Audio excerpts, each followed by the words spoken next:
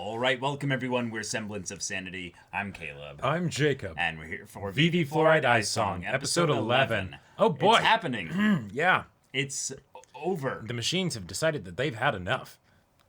And now they're just going to kill the humans. And they're singing the song. Yeah. Oh, because lovely. you're probably their champion, Vivy. Mm-hmm. You showed them the way. Yeah, exactly. Yes, and now they know the way. Mm-hmm. And now you just got to figure out what you're going to do about all this. I mean, team up with Matsumoto as Yeah. fast as possible. Uh-huh. Because there's a possibility that this is still being done well before the time established that this was, Supposed to happen. Yeah. And if it's early, Matsumoto is still a bit advanced then. But that's true. also an aspect of where things are different because things have accelerated Right. at that point. So let's find out the details of that because there was another time skip, but also, the Matsumoto reveal. Right. That's a no thing. big deal. That's really cool. Yep. So we are not necessarily that far off time-wise because they grew up. Right. Matsumoto grew up. We're actually just going to have this resolved by Vivy sending herself back in time to herself. And then we'll be full ReZero. I mean, but no. y'all, this is just crazy. Yeah. Just a bit. Vivy has potentially written a song though. That's right. I mean, she has, but how will it be utilized? How will it be utilized? Exactly. Yeah. And all right. Yeah, and how was it potentially already utilized? Yeah. So, y'all, without further ado, let's get into this. All right, everyone, now be sure to go check out the reaction portion of the video in the description below, then come back here for the discussion.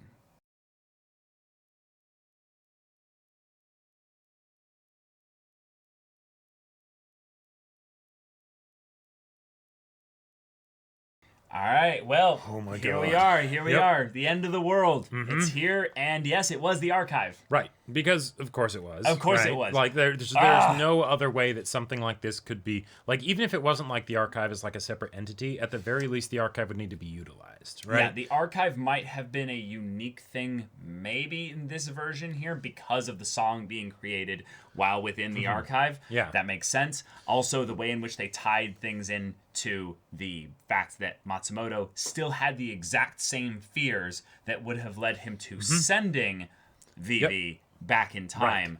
Right. That's very curious because, well, for one, that means the circumstances are so similar that really everything that Matsumoto experienced led him to the same conclusions in both timelines. Yeah, meaning that the song might have been somewhat created in both timelines too. It's something where this episode was fairly straightforward and the presentation of everything and basically setting us up for this finale because you don't want to just have it be some two-parter, right? So having the first episode to be just lay the groundwork, cool. Yeah, but Elizabeth's back. Kakitani's granddaughter is here. Cool. Yeah. They're working with Toke. Awesome. Stuff that we expected would happen. Well, not Elizabeth coming back. But not Elizabeth. But like working with Toke, cool. But the fact that the circumstances for this event happening are almost identical, or as far as we can tell, identical to the way that it happened in the previous timeline. While that could be something that makes things simpler from a narrative standpoint, because you don't have to reintroduce all the minor differences because butterfly effect, that could also give some information in that all the things that you didn't actually have any effect whatsoever on this, right? It's not it doesn't have to be the timeline will always try and adjust itself to be the same. No. It could just be that you are mucking with the wrong stuff. Yep. It's the archive. You didn't really mess with the archive. You just messed with basically people's perceptions of AI. Yep. But at the point in which it got to this level, you didn't think of AI as the thing that you needed to change the direction of. You thought of the ways in which people's fears needed to be assuaged because that was what your issue was, Matsumoto. I think that's the limitation here, is that Matsumoto's fear is what led him to believe that this would happen, and maybe because of Matsumoto's fear that this would happen, the AI then were like, oh, this could happen? Okay, then we'll do that. If your fear is that, realized, then we're obviously going to be aware of you doing this. And then we're like, okay, now we'll make this happen before you can basically get rid of us. But one of the other things that's kind of interesting here is that one of the big limitations that, the time travel thing, right, has had a few limitations put on it. One, it's information that's being sent back, not actual physical stuff, right? Well, data. No, right, They did send back the consciousness of. No, right, but it's it's not physical objects or actual physical AI. It's programming, right? Yeah. Cool. Two is that they needed to have Vivy be in that particular place at that particular time. And so Vivy was the earliest point where they could have a physical person that's doing things because she had autonomy, right? Right. But theoretically, if you have just a building, right, you could send data back to that, and then maybe, even if it can't do anything in the timeline to because it's, it hasn't achieved that level, maybe it could have an extra subroutine or something where once it gets to this point where suddenly it's possible for it to turn against the humans, it has all of this stuff that says, yes, do that, right? Like there could be a lot of different ways that this goes, but they're dealing with something that they really don't understand, right? And Vivy just made contact, which, cool, but yeah. Yeah, I think we can also rule out a couple other things, and that there's not going to be any multiverse stuff in this story, because otherwise the AI would be terminatoring this, as well. So that's not a situation that we have to worry about as well. But the main thing I think that's really important here is that the AI were not singing the song in the original timeline. Yes, and there's a reason for that. There's a reason for that. I think that the song is showing that the past was changed somewhat, but it is not actually solving the problem. The problem, I think, is within AI and not necessarily the humans. The humans' response to AI might mean something with regards to how the AI responds to them. Sure. Because they're the originators, the progenitors, so therefore they need to have their shit together. But if you can't actually save the world through song or make everyone happy in this regard here, then maybe we'll swap out your audience to one that will appreciate your song. Yeah, maybe we need to find a different audience, yeah. Yeah, and that's, we didn't get too much details from the archive at the end of the episode. We got it showing her some kind of, city that looked real pretty and everything, right? So I'm guessing that's going to be it saying, hey, we want to do something cool, we want to rebuild or whatever, but humans are in the way, you know? But humans are eventually going to cause the destruction of AI. That's a thing that I think really or maybe was even themselves. Well, sure, of course. But I mean, the constant within these two timelines is that Matsumoto did the exact same thing. There are only a few things that they actually have hard data about that are the exact same. Right. And Matsumoto's response to this development of AI is exactly the same. That is almost a serious problem, even more so than the idea that Vivy made a song. Because the song might have just basically given them the, this is something that we can use as our champion for this, but they didn't need the song in the previous timeline necessarily. Now, the song might have been there. It might have been maybe behind a bit. Maybe it was only in the head of specific things there. Right. But the idea that at the exact same time that she makes the song, that's when it basically ends up happening. That means something really chilling, in that all the changes that you did make, that are real changes, literally affected nothing. Yeah. Which is actually almost that's almost impossible. Right. The idea that it would have been no butterfly effect or even remotely similar type of thing. Especially considering that we actually saw the butterfly effect happening in the timeline leading up to it. So 20 years into Project Singularity, they're like, oh, AI are 20 years ahead of schedule, right? And Metal Float and all this stuff. Yeah. Now, it's possible that they perfectly undid that by the missions that happened afterwards. Sure. But that's fairly unlikely, right? Very unlikely. So, we end up having this situation where, for some reason, the AI don't make a move until this day. Yep. What's special about this day? What do you know? It happens to be the day that, in some ways, they're going to send them back in time. Now, this is a bit of a causal loop in that regard, in that the reason why Matsumoto was racing to go and send them back in time is because he was out of time. He had to do it then. But what if the archive knew that this was the day now? The first time they decided that this was the day that they would bring about the revolution. It's purely coincidental. There's nothing really special about this day. Okay, but sure. Now there is something special about this day. Right. I could also potentially see it being something where if the AI become aware, Right. and they realize that basically we can take over humans, but what if they don't? What if they don't want it to be as cut and dry as that? Maybe they do, right? And so I'm going off on a bit of a branch here, but what if the ability to send data back in time was the real thing that triggers it, right? Is that, okay, now humans can actually do something here. We are inevitable. We will continue to do our thing. Eventually we will get to some point where, we're able to do our shit. Right. But to maybe allow there to be a conversation of sorts from the humans, or to try and prompt the humans to further our own evolution by sending data back to an AI, because that's who it would have to be sent to. We can basically get the humans to feed ourselves, Sure. like I don't know. No, I think that's a fair theory. I don't think it's that far off of I don't think that's far off from the trunk of the tree, Right. if you will. Because I think that's possible. I think that the idea of having a plot line that is a loop leads to potentially some issues, but the idea that at the beginning it wasn't necessarily that.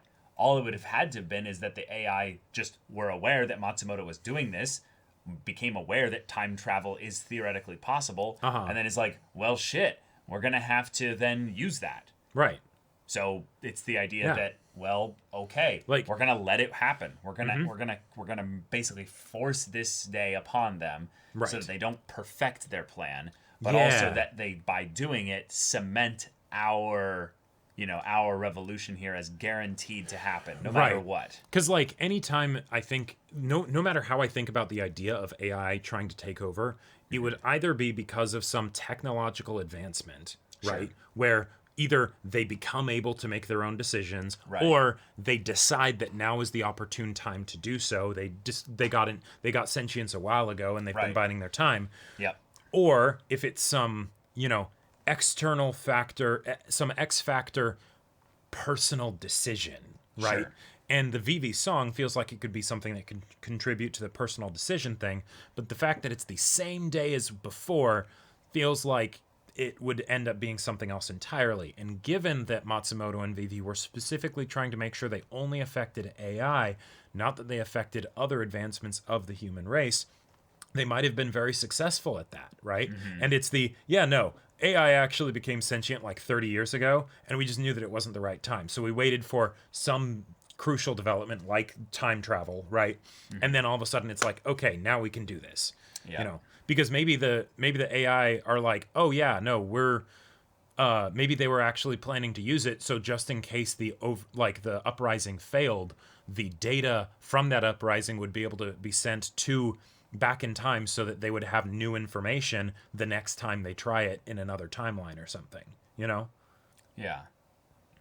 Now, the idea of Matsumoto having the same fears, beginning my career as a researcher led me to realize the coming danger.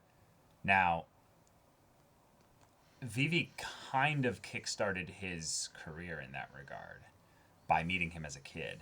That's true. So, yeah. What if we need to change the relationship between Matsumoto and Vivy from the past? All right. And in some ways, them working together throughout all this was just a reinforcing of that. Right, and that's the thing where stuff gets tough, because we don't know too much about the original timeline and why the AI did their uprising then. So even if it was something where like maybe making it so that Project Singularity never happens or whatever, that like to keep them from getting her song, if that's some kind of catalyst or whatever. I feel like at this point you can't do that. You can't double dip on the same plan, really. Like ultimately, what are you then doing? You're gonna go 2 seconds earlier and just or send back the same data and just be like, hey, by the way, here's what you did before. But when you get the new bit of data in here, that's gonna come in here, auto delete that and put this new one in here, right? Like, that leads to infinite loops or just patch updates for Matsumoto, like where it's you have the data from the previous timeline and also this one where, what you might try and do on your first try didn't work. Right. So never access the archive at any point. Yeah, something like that.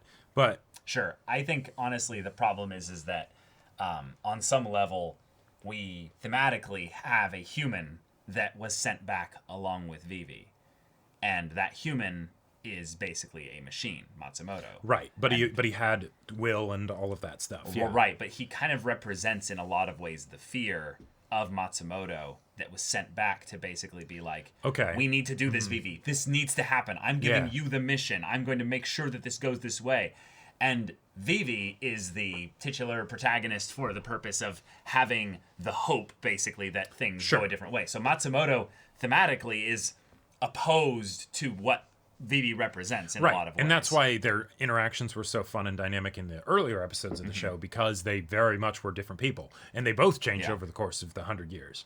Yeah, I feel like emotionally, one of the powerful things that they should do, not should do, it could be effective to do. It could be really effective to do, exactly, is to remove Matsumoto from the picture here, because it would be a tragic end. It would be a tragic end, but I also feel like his involvement was not the right choice in sending things back. Sure, maybe it was another example of the hubris of mankind, where it's the, you play God, you make another entity and stuff, and suddenly they're a problem. We send a super AI back. So we're going to send, we're going to send a super AI to stop the AI. It's like, wait, hold on. Yeah, don't you think that doesn't that feel a bit circular? Right? Don't you think that the archive picked up on that? Like this is something that I actually feel like is just a thing that could be brought up as like a, wait, were you really so stupid as to think that this was not a thing? Because I've actually always wondered about Matsumoto being a threat, potentially, in the sending back an AI kind of things there. And I was wondering, what if Matsumoto was never really an AI? Matsumoto was actually a very specific personality matrix of sorts onto a very basic robot that had a very limited scope mission to make sure that it didn't influence the evolution of AI so technology. not actually able to really think and learn and stuff. Yeah, very much you're disconnected from the general thing there, because imagine if AI is all networked, right? And at some point, some super intelligence just pops up in the middle of your connects network. to that network. Wouldn't you be like, how the fuck did you get here? Well, even if you don't wonder about how they got here, if Matsumoto ever connects to other AIs and those AI retain any memories in their network at all of their interaction with Matsumoto, it's like when you think you know what you're doing, and then you run into someone who actually knows what they're doing, and you're like, oh shit, and you learn a ton from them very quickly just by seeing them work. True. Even if they are maybe sending you viruses and things like that, right? So Matsumoto's existence could absolutely be something that directly contributed to the AI being able to take over, but given that the AI takeover still happened on the same day without him being sent back in time, what's the catalyst? And if it is something where the AI, like the archive, ended up sending stuff back to itself, then are we just screwed at this point? Like, how would you undo that? And then that's where Vivy comes in, is that she kind of is the anomaly that breaks the whole thing there, and then she does ultimately need to sing. Because what I think they'll realize here is they'll realize that Matsumoto and his actions, even the way he started to think about AI, was the thing that they needed to change. That was the part in the original timeline that they didn't adjust, because they maybe needed to have him do it in this way so that he would, like, this was what brings about the loop. If Matsumoto doesn't get afraid of AI, then he doesn't send Vivy back in time to stop this whole thing, which means that the research doesn't get done. But it's a cycle in that maybe Matsumoto was what caused the uprising to happen in the first place. Well, that's why I think it has to happen in the present. That's why it has to happen in the here and now of the thing that fixes the situation. Right. I think they'll come to the conclusion in the next episode that they're like, oh, Matsumoto, we need to try this again. And then they'll make contact with the archive, and they'll be like, no. My personal thoughts on this is that, especially since Matsumoto thinks that the AI going up against humans is an inevitability. Oh, yeah. That it's actually not about whether you stop something like this from happening. It's that once this happens, you address it. So, if AI are sentient and have their own will and everything, that means that they can also be persuaded. Sure. Right? Like, if they're able to choose, that means that they're not static anymore. right? Right, they don't have to fulfill their missions. Yeah, give them new data, right? The data that they have right now says we need to destroy the human race. But if Vivy, say, sings, and that's why I think Vivy is important as the main character and singing to both sides and all of that. Because she sends them all new data. Right, exactly. New data that can't necessarily be quantified or in a technical manner, right? Yeah. You know, and then it's the true choice, right? And then that's how you could get coexistence, because the things of stopping AI wasn't for going towards coexistence, it was for going towards eradication, but just of the different side, right? You know, Well, eradication through keeping them from ever getting to that point. Well, that's the point. I don't think it was. I think that's the thing there. If they wanted to eradicate AI, they would have just joined up with Toke. Well, yeah, not eradicate AI like as a whole, but eradicate the will and independence of AI to be able to do something like this. But I think, again, that's not what they were trying to do. When they went back, they were trying to fix the areas in which the relationship between humans and AI broke down. Meaning that they were actually trying to address the relationship between the two parties, not actually necessarily trying to understand either of them. In some ways, they half-assed two things. Well, I would say, if anything, maybe that's what Vivy started to do, and Matsumoto was having trouble, like issues with that, because it's the no, this is what we're supposed to do. We're just supposed to keep them from getting to the, getting the technical capabilities, basically. But then they would have become terrorists. That's the thing. I don't think that's the case. And that's one of those things where I feel like that in the earlier episodes, in a lot of ways, it didn't. Well, other than the fact that they needed to act with precision without anyone else, like without any butterfly effects. Right. They would have benefited from joining Toke early on. See that? Like if they had gone to Toke and been like, hey, by the way, like, if butterfly effects could be damned, right? They could just go to them and be like, hey, by the way, we're from the future. We got some cool information as for how, yes, AI are a threat. You guys are right. And here's how we're going to stop them. Toke would have totally joined up with them, right? Like, if you didn't have to worry about butterfly effect and other unintended things happening, Toke would have basically done whatever they had said. They might have been a little bit skeptical because it was AI that were bringing this mission, but, like, even like Kakitani even ended up being won over in the end, like they probably could have worked with them, but then that would get too complicated. Other things probably would end up happening. So we need to have this be a surgery, not a, whatever Toke was doing. But right, which is why I think Matsumoto's way of doing things, addressing things on either the relationship side of things was flawed. I don't think joining Toke would have solved anything, like you're saying. I don't think it would have. But not on the relationship side. Hell no. No. I don't even think it would have on the technical side, on the saboteur side, because there's, I feel like what they're setting up here is that the time travel side of things addressed the wrong thing, like you're saying. Yeah. But the obvious answer of let's Terminator this and just destroy the enemy that's not the right answer. Viable because it's going to, at best, it'll put off the problem. Oh yeah, it could totally accelerate. Yes, it could totally accelerate things, and that's one of the things that they started to experience. Right. But even if it does work perfectly, you're not preventing the problem, you're putting it off. Right. Yeah.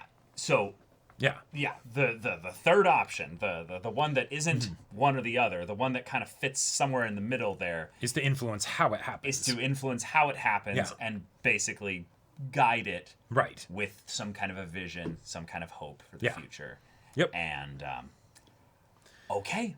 And so and we're here. We're there right now. AI definitely have the ability to choose to some extent, and so maybe you can reach them. But they're already singing your song, Vivy. Yeah. They already know it. And so it really seems to be one AI in particular that is making them do all this stuff. So who knows? Well, maybe it's a network. No, that's true. One AI is a bit right. analogous at this point. The only one AIs really in play are Vivy and Elizabeth. Right. The archive has many bodies and puppets that it controls as proxies, but effectively it's a just hive mind. It's one entity. It's one entity, but they're all as well. Yeah. So it's also the key then to the way that they solve this whole thing is that if they actually convince things through the archive, and the archive will send that out to all the AI. Do you convince the archive, or do you convince the entities that make up the hive mind that is the archive that maybe this sets is the thought virus into motion? Yeah. That maybe that's one way to do it, but there's also this other way, and then Yeah. But all right, y'all, that's where we're at. We're barreling towards the end, and yeah, we don't really have a solid plan here. No, we don't. No, so thank you so much for watching this episode's reaction and discussion. If you want to see the next episode's reaction and discussion right now, though, go check out the link in the description below for our Patreon. You can get an early access there. You can watch full-length timer reactions there, and all this comes with Discord access, so you can chat with us in the community there about this show, about anime in general, and also be sure to check out our Twitch channel. We stream every weekday. The info's in the description. Yeah, so if any of that interests you, we'll see you there. But until then, we're Semblance of Sanity. I'm Caleb. I'm Jacob. And we'll see you all next time.